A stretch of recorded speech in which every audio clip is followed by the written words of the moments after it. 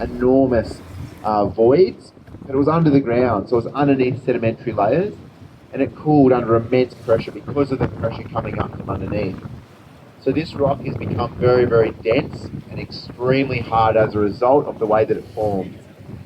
Also, because of that process, columns, like incredible columns, we're going to show you the best examples of anywhere on the planet today, have formed. So looking out towards Cape Brown now, you can start to see those amazing columns. So part of the reason why rock climbers love this area and these rocks so much is because the rock is so hard, it's so stable, and in these areas it's been wind blasted, you know, and weather has affected it for thousands of years, so it's not going to move while they're climbing on it, which is nice. But anyway, we'll talk more about the dolerite a bit later on. I bet you guys can't wait. But we'll keep moving along. As we go around this next corner, there'll be a bit more breeze, so just hang on to your hats, and yeah, we'll see how we go. But we're happy to get them back.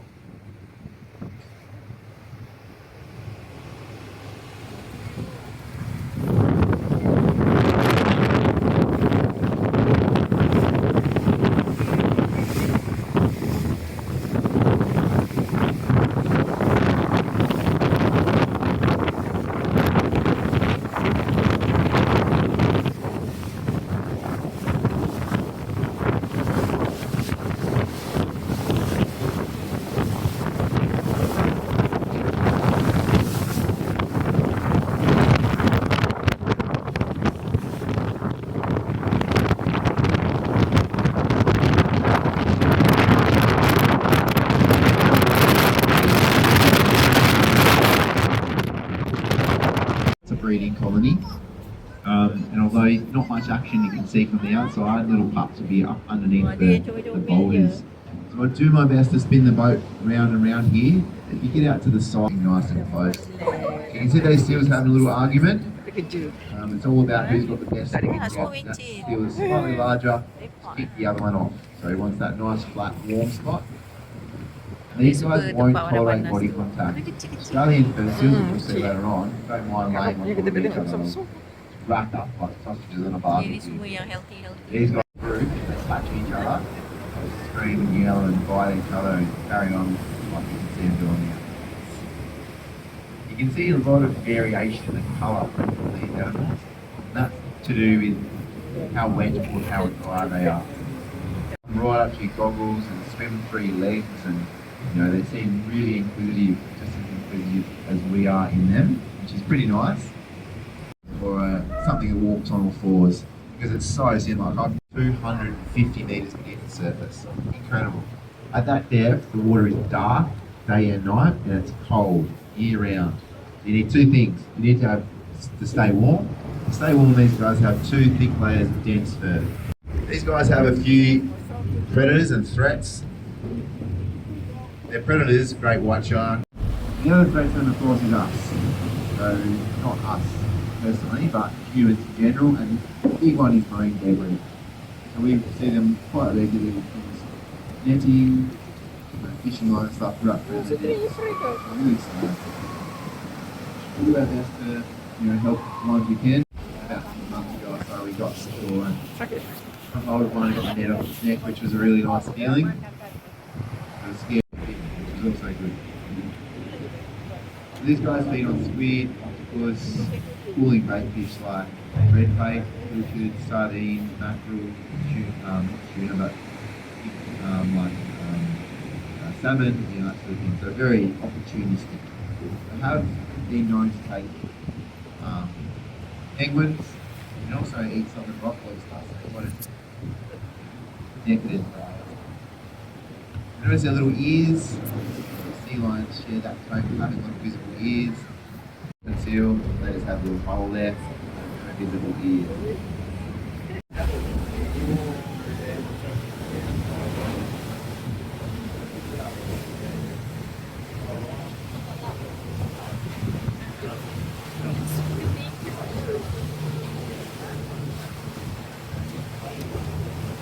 Lagi dulu, macam digerak-gerak. Kita kena tanam kan, dia punya shape hijau. Job there today. Maybe bit of warmth, bit of safety, a bit of comfort in numbers. And so yeah, the boys live down here, the girls live up in Bussy, the girls. Then they come back down here, rest, sleep, eat, argue, just have a good old time. See as well.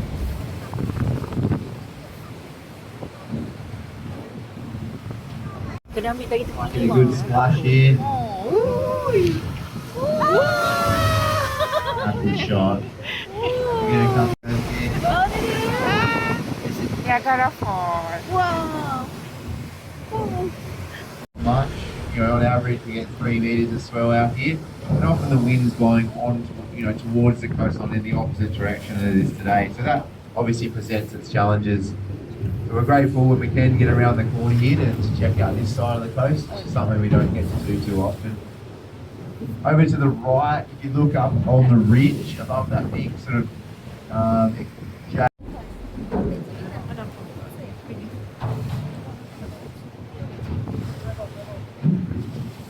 just around the corner, you can see that jagged ridge in front of us. Yeah. You go around the corner there, you're in Row Bay. If you get to the northern end of Row Bay, you get to Shipstern Bluff. Shipstern Bluff is a famous big wave surfing location where some of the biggest, heaviest waves on the planet are in. So it's pretty amazing to see it breaking, and surfers from all over the world will fly in when the conditions align. So good wind today, there's not enough swell. Done a couple of trips out there for special reasons, taking people out there, but we've just been told recently we're not allowed to go there anymore. But anyway, you can walk in there, it's a fantastic walk, and I'd really recommend it. But anyway, we'll just turn and head back the same way we came, go past the Row here. We're going to head out wider though on the way home to try and cover a bit more, like, I guess a different habitat, so we get out a bit wider, try and find some more pelagic, so it's different habitat, sheep bones, that sort of thing. So what we're looking for is like Sana. Mana ni? Ombak. Dia datang tinggi. Dia splash sampai ke atas.